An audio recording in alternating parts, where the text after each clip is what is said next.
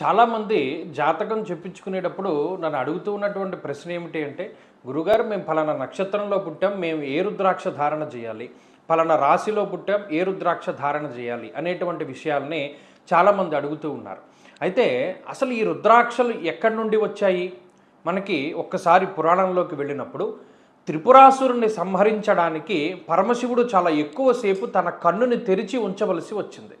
ఆ తెరిచి ఉంచి ఒక్కసారి ఇలా రెప్ప వేసిన తర్వాత చెమ్మగిలినటువంటి కన్ను నుండి పడ్డటువంటి ధార, నీటి ధార భూమి మీద పడ్డంతో పైకి వచ్చినటువంటి చెట్లు ఈ రుద్రాక్ష చెట్లు.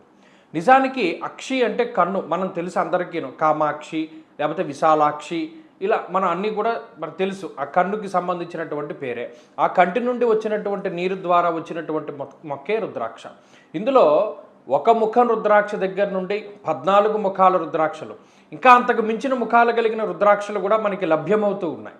అయితే ఎప్పుడు ఒక విషయం దృష్టిలో పెట్టుకోండి, కామ్యానికి సంబంధించి ఇక్కడ లౌకికమైనటువంటి లేదా పారమార్థికమైనటువంటి ప్రయోజనాల కోసం మనం రుద్రాక్ష ధారణ చేయాలి తప్పితే, పలానా నక్షత్రంలో పుట్టినటువంటి వారో పలానా రాశిలో పుట్టినటువంటి వారో ఈ రుద్రాక్ష ధారణ చేస్తే వీరికి జాతకం మారుతుంది అనేటువంటిది ఎక్కడా జ్యోతిష్యంలో కానీ మిగతా చోట్ల కానీ చెప్పినటువంటి దాఖలాలు లేవు.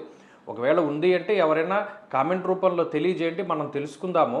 అశ్విని నక్షత్రంలో పుట్టిన వారు, ఈ నక్షత్రం వారు ఈ రుద్రాక్ష వేసుకోవాలి, లేదా జాతకంలో ఈ భరణి కృతిగా ఈ నక్షత్రాల్లో పుట్టిన వారు ఈ రుద్రాక్షను వేసుకోవాలి అని చెప్పి ఎక్కడా మనకి ప్రమాణం కానీ ఇవి కానీ కనబడవు. మరి ఎవరు వేసుకోవాలంటే రుద్రాక్ష? శివయోగి అన్నారు. అంటే ఎవరైతే భస్మ రుద్రాక్ష ధారణ చేసి, అంటే భస్మముని ధారణ చేసి రుద్రాక్ష ధారణ చేసి శివనామాన్ని చెప్తారో వారిని శివయోగులుగా చెప్తారు. వాళ్ళు సాక్షాత్తు పరమశివుడి యొక్క స్వరూపం. వారు కనబడితే పాదాలకి నమస్కారం చేయాలి. అలాగే రుద్రాక్షల గురించినటువంటి వివరం మనకి ప్రత్యేకించి శివపురాణంలో విద్యేశ్వర సంహిత అనేటువంటి దాంట్లో చివరాకరణంలో ఈ 14 ముఖాల రుద్రాక్షలు ఏ విధంగా ఎవరెవరు ధారణ చేయాలి అన్నది ముఖ్యంగా చెప్పబడి ఉంటుంది. ఆడవారు కూడా రుద్రాక్ష ధారణ చేయవచ్చు అని చెప్పి అందులో చెప్తూ ఉంటారు. కాబట్టి కామ్యార్థం పలానా మాకు ఈ కామ్యం కోసం రుద్రాక్ష ధారణ చేయాలి తప్పితే, నక్షత్రాలు రాసులు పలానా వాళ్ళు ఈ రుద్రాక్షలు ధారణ చేస్తే జాతక దోషాలు పోతాయి అనేటువంటిది ఏమీ లేదు. మనకు ఉండేటువంటి కోరికను బట్టి రుద్రాక్ష ధారణ అనేటువంటిది చేయవలసి ఉంటుంది.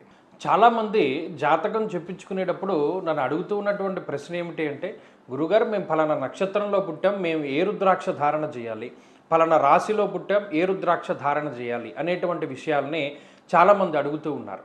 అయితే అసలు ఈ రుద్రాక్షలు ఎక్కడి నుండి వచ్చాయి?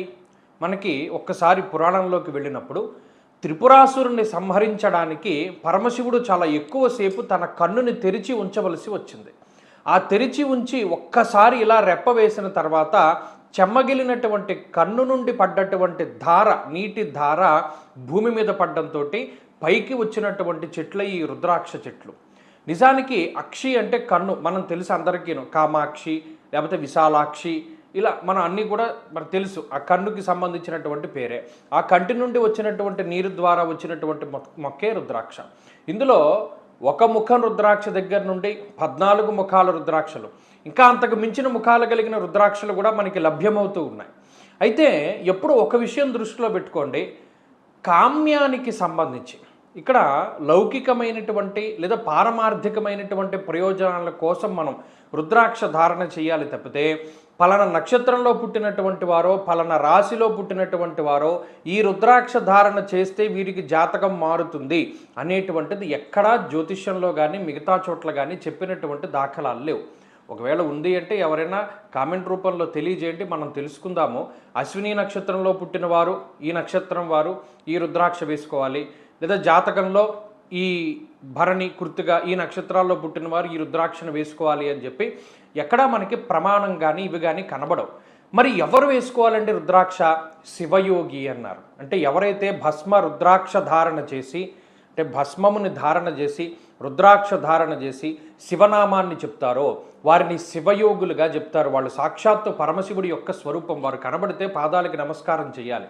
అలాగే రుద్రాక్షల గురించినటువంటి వివరం మనకి ప్రత్యేకించి శివపురాణంలో విద్యేశ్వర సంహిత అనేటువంటి దాంట్లో చివరాకరణంలో ఈ 14 ముఖాల రుద్రాక్షలు ఏ విధంగా ఎవరెవరు ధారణ చేయాలి అన్నది ముఖ్యంగా చెప్పబడి ఉంటుంది. ఆడవారు కూడా రుద్రాక్ష ధారణ చేయవచ్చు అని చెప్పి అందులో చెప్తూ ఉంటారు.